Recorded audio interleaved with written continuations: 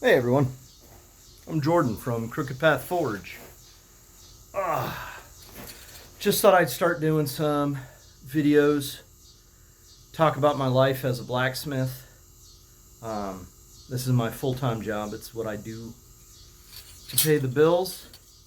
And sometimes I get people asking questions about how long it takes me to make a knife, uh, what I'm doing, how I do it, things like that. So I just thought I'd start sharing some thoughts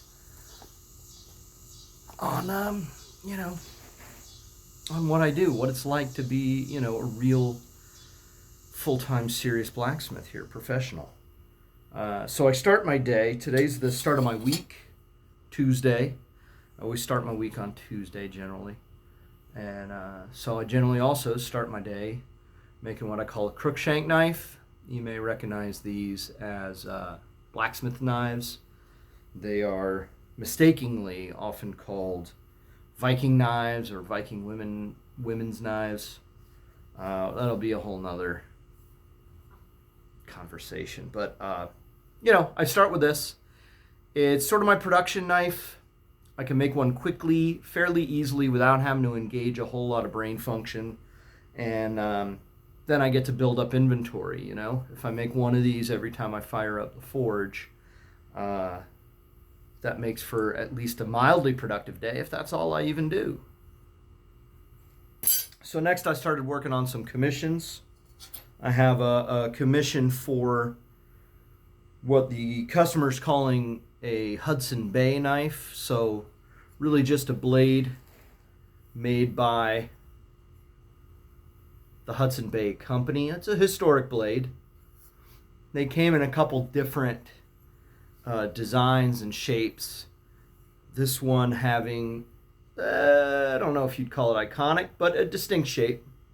There's just a little bit of a hump right here over the handle, and a very slight curve right in here. Fairly blunted tip. If you've seen a Nessmuk knife, they're not too dissimilar from those. If you've seen, further south or further out west in the American West, you might see trade knives, or what used to be unfortunately called scalping knives. And some of them also have a buffalo skinning knives, maybe, are, in the same family, I would call it. So I forged that out this morning as well.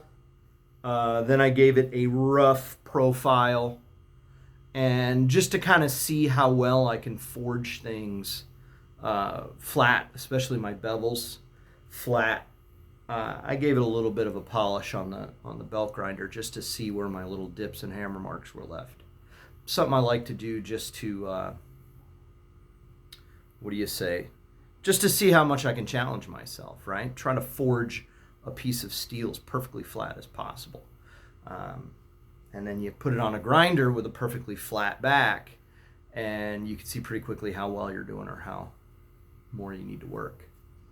Then I forged out a 10-inch chef's knife right here. This one's pretty hefty. I mean, it's going to lose a lot of weight in the grinding. I started out with 2-inch wide stock for it, which I don't normally do. I usually do 1 3/4, but I had this, so I'm going to use it. That is also part of my knife making style, is use the material you have to make what you need. Especially if it's not specifically a commission for something. It's just, I need to make a chef's knife. What kind of metal do I got? Well, I guess that's pretty close. Let's make it work. And then you get to challenge yourself in either stretching or contracting material, moving it around the way you need it to get the job done. Of course, that is also made way easier by the use of power hammer. Yeah, I know. It's only cheating if you don't have one. And then I finished up, well, no, I didn't finish up. Then I worked on this. This is a long sax, a long broke back sax, I guess you could say. with just a little bit of decorative stamping there. You can see, we'll get it to focus on that, I guess. There it is. Maybe that's working.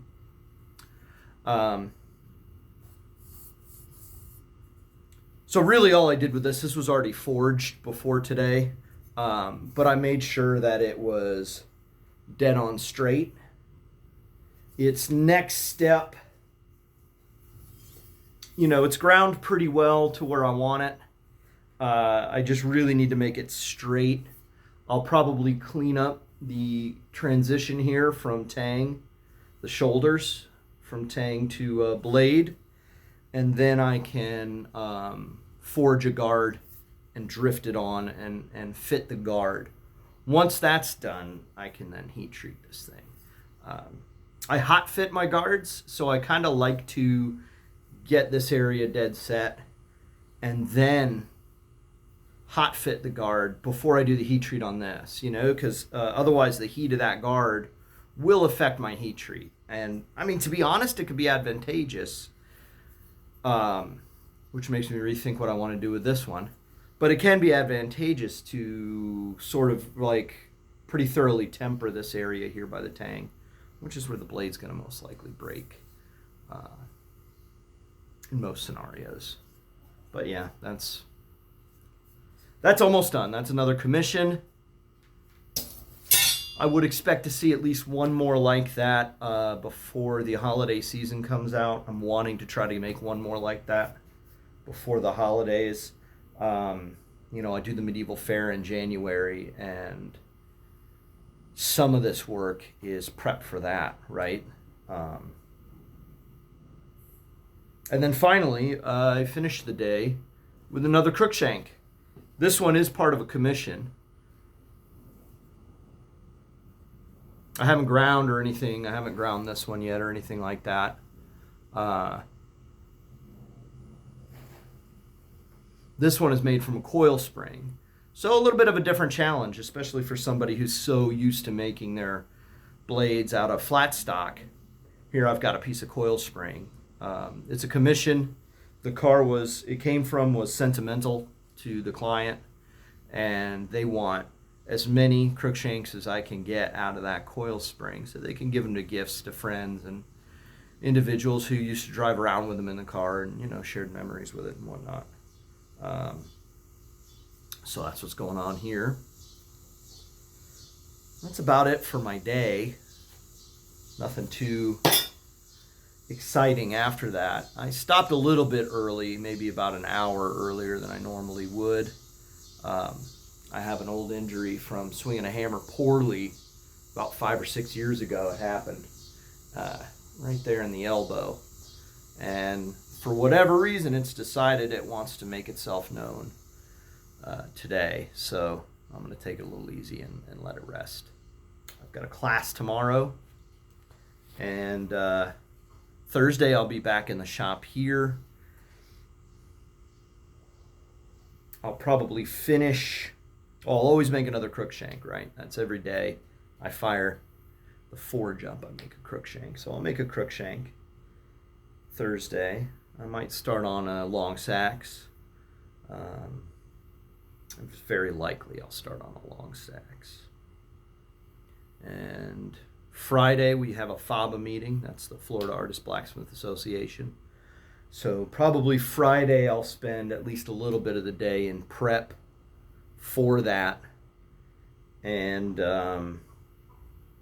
whatever crookshanks I have made by then, whatever the long sax, the Hudson Bay knife, and probably that chef's knife will all get heat treated on Friday. That's the plan, Plans often fall apart as soon as they're enacted, but you just got to roll with it. Anyway, that's a day in the life of the blacksmith. I'm thinking about maybe just doing these once a week on a Tuesday. We'll see if that really happens or not. Again, plans. I might involve some blacksmithing in it next week. That seems like it'd be kind of interesting. I don't know. This might just be for me. Anyway, Have a good one.